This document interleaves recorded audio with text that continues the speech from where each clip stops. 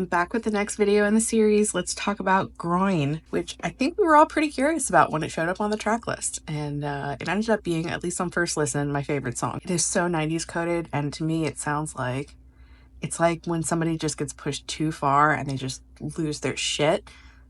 That's what this song is, and I think that's exactly how he intended it. It starts out with this kind of slow, jazzy piano for a good 30 seconds, and then it kind of has a little, it's just a teeny little kind of, it's not quite a record scratch, but that's kind of what it sounds like, a little, and then the regular beat, the bass beat comes in, and it goes into the rest of the song. So again, this is one that sounds like two different tracks in one.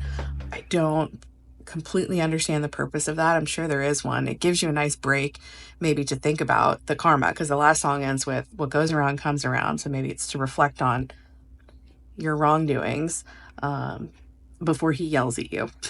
Another little nod to Yoongi, he says, if I think I'm going to crash, I accelerate harder, which is in Nevermind, and that's a phrase that's been used several times across their discography. Jimin has it carved on his chest, literally.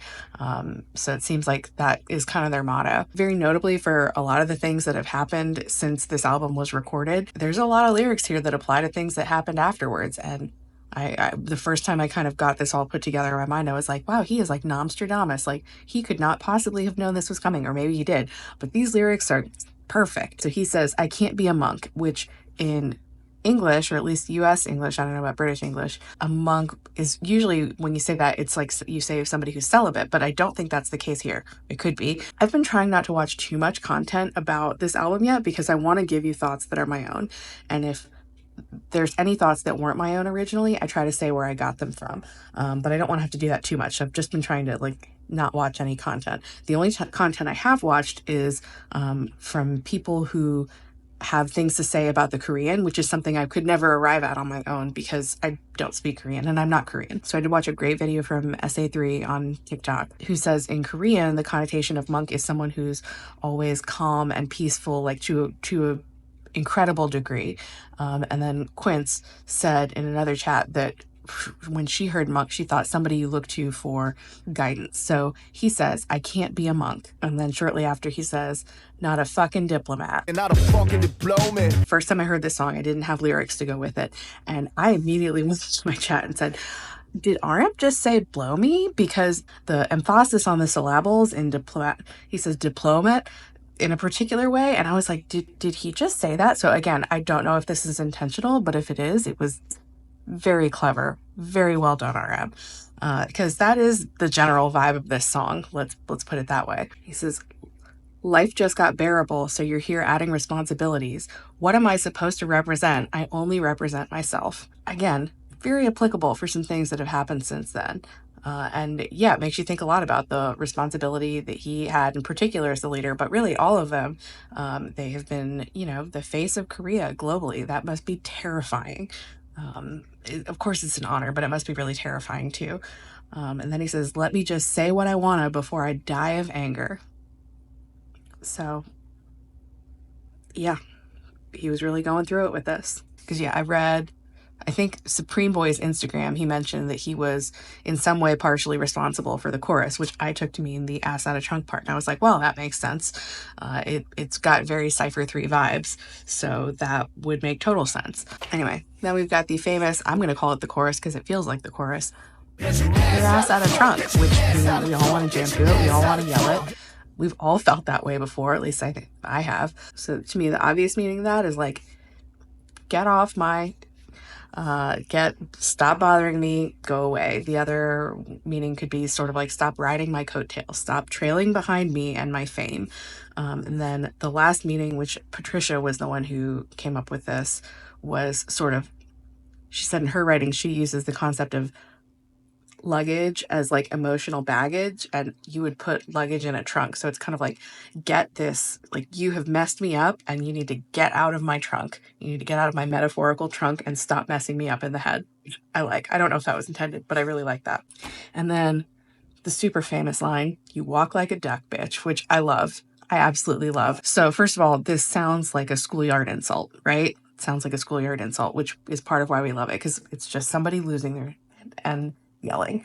But I think it also could tie to the phrase walks like a duck, talks like a duck. So it's saying like you're denying what you are, but if it walks like a duck and talks like a duck, it's a duck. And then he says, hate is harmful, but I suck it up, which he does. But like clearly this album has made me reflect a lot. Like clearly all this idea that celebrities, and in particular RM, but let's apply it to celebrities in general, are just sort of thick-skinned people who you can just say whatever you want about and it doesn't affect them. That is bullshit. Like some of them, sure, maybe are, but clearly for RM, it did affect him a lot. And I doubt it'll happen, but I hope some of the people who put this stuff out on the internet will reflect on their actions and maybe change what they do going forward. It sucks that the hate on the internet made him feel this way. The anger in the first half of the album was despair, despondence, betrayal.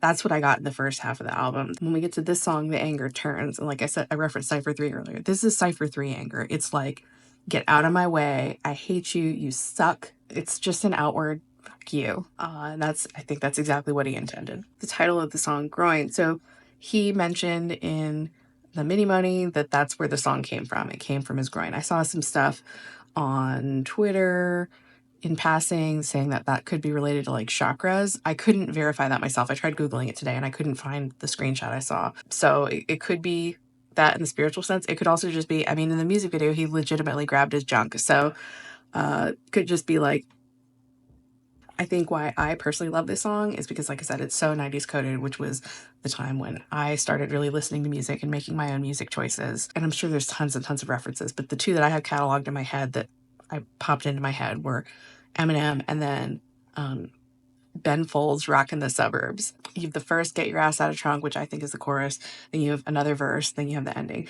Then it ends it with do-do-do, do-do-do, and it's building up again. And it reminds me of that part of Rockin' the Suburbs where he's like, you better watch out because I'm gonna say, and then he just screams.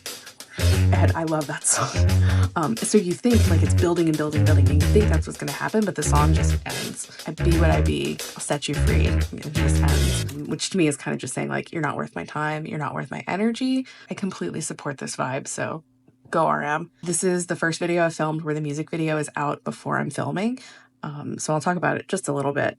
I don't think there's a ton to interpret here, which is enjoyable because the others were kind of a feast for your eyes and your brain. He's just dancing around London, just being himself. He looks so happy and free. And we did laugh. At least I laughed. I cracked up watching that video.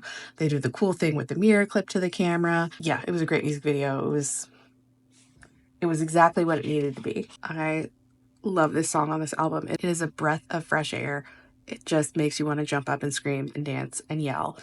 And sometimes you need that because there's a lot of heavy shit on this album. It's nice to just have a song that at least I think you can pretty much take at face value as a gigantic FU. And I am here for it. Even though I also want to talk about this. Some of this, like I talked about, is aimed at ARMY and hopefully mostly toxic ARMY, but also like all of us. So I'm like not mad. I actually wrote him a fan letter on Weavers to be like, hey, like if you were mad at us or you still are mad at us, I take it. Like some of this FU is directed at me and I accept it. And I'm trying to reflect on it and be better. In terms of the artwork, I'll be honest, I'm a little baffled on this one. There's this thing, which looks vaguely organ-like. There appears to be some sort of a seam here. I don't know. I literally showed this to Doc, who is in fact a medical doctor. We could not figure it out. And then over in the corner is this one, which looks like a long-legged animal sticking their head in the ground in the sand. So like an ostrich or something. It's not like these are the first two that I don't really have much of a theory on. And I'll end this with a little story time, which is that I have obviously been listening to this album a lot just because I enjoy it and for this series. So most days I'm in the car with my 2-year-old going out and doing whatever errands and stuff we have to do. So this song I play all the time. She loves it. She asked for the piano song. But she likes it. And then when the rest of the song starts, she's like, no, piano again. And I'm like, no, we'll make a deal. Like we get to listen to the rest of the song and then we'll go back to the beginning. So please just picture me with a 2-year-old in the backseat screaming, get your ass out of trunk, because that is my actual life this week.